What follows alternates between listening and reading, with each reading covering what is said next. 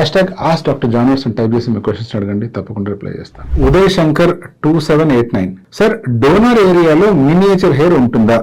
Question number 1. మినాక్సిల్ donor ఏరియాకి వాడితే use ఉంటుందా? Question number 2.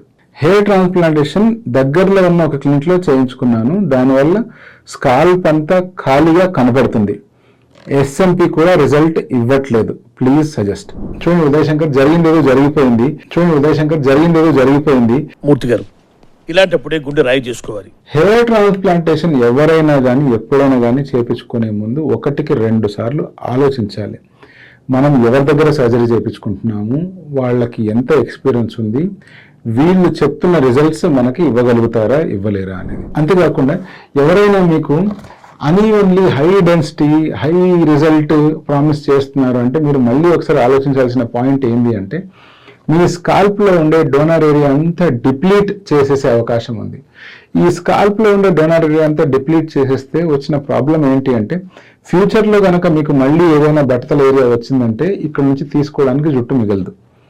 రెండో ప్రాబ్లం ఏంటి అంటే, ఒకవేళ ప్రాపర్గా జడ్జి చేసి ఎన్ని గ్రాఫ్ట్లు తీయాలి, ఎంత డిస్టెన్స్లో తీయాలి, ఎటువంటి గ్రాఫ్ట్లు తీస్తే స్కాల్ప్ ఎగ్జిస్టింగ్ హెయిర్కి ప్రాపర్గా లుక్ మెయింటైన్ అవుతుందో అనే విజ్ఞత లేకుండా ఎప్పుడైతే ఎక్స్ట్రాక్షన్ చేసేస్తారో, అలా జరిగిన ప్రతిసారి హెయిర్ ట్రాన్స్ప్లాంటేషన్ తర్వాత మీ స్కాల్ప్ ఎంటీగా కనిపించే అవకాశం ఉంటుంది.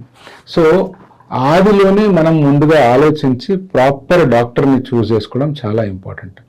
ఇప్పుడు జరిగిందేదో జరిగిపోయింది, మీ స్కాల్ప్ ఎంటీగా కనిపిస్తుంది, ఆ స్కాల్ప్ ఏరియాలో ఉన్న హెయిర్ కూడా చిన్నగా కనిపిస్తున్నాయని చెప్తున్నారు, అండ్ ఎస్ఎంపీ చేయించుకున్నారు, దానివల్ల కూడా ఉపయోగం లేదు అంటున్నారు. ఇటువంటి సిచ్యువేషన్లో మనం చేయాల్సింది ఏంటి అంటే, వెనకాల ఉన్న డోనర్ ఏరియాలో ఈచ్ స్క్వేర్ సెంటీమీటర్లో ఎన్ని గ్రాఫ్ట్స్ మిగిలి ఉన్నాయి, ఎన్ని గ్రాఫ్ట్స్ రివైవ్ చేయగలుగుతాము, ప్రాపర్ మెడికేషన్ ద్వారా, ప్రాపర్ న్యూట్రియంట్ సపోర్ట్ ద్వారా, ప్రాపర్ స్లీప్ ద్వారా వీటిని మళ్ళీ రివైవ్ చేసుకొని ప్రాపర్గా గ్రో అయ్యేలాగా చేసుకోవచ్చా లేదా అనే నిర్ధారణకు రావాలి.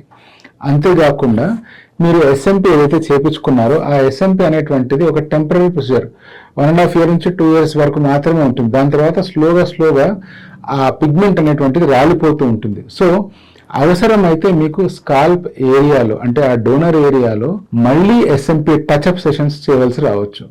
సో ఏది ఏమైనా కూడా మీరు డిసప్పాయింట్ అవ్వాల్సిన అవసరం లేదు. ప్రాపర్గా మీ కండిషన్ని ఇవాల్యుయేట్ చేసుకొని స్టెప్ బై స్టెప్ మనం కనుక మెడికేషన్ అండ్ ఎస్ఎంపీని కంబైన్ చేసినట్లయితే డెఫినెట్గా మళ్ళీ ఆ ఏరియాలో మీ స్కాల్ప్ని కవర్ చేసుకోవచ్చు. వర్స్ట్ కేస్ సినారియోలో మీకు ఏమి చేసినా కూడా స్కాల్ప్ వెనకాల భాగం చాలా వీక్గా కనిపిస్తుంది అనుకోండి, అటువంటి సిచ్యువేషన్లో బాడీ హెయిర్ తీసుకొని డెఫినెట్గా ఆ ఏరియాలో మళ్ళీ ట్రాన్స్ప్లాంటేషన్ చేయొచ్చు. సో మీరు ఏమి డిసప్పాయింట్ అవ్వాల్సిన అవసరం లేదు.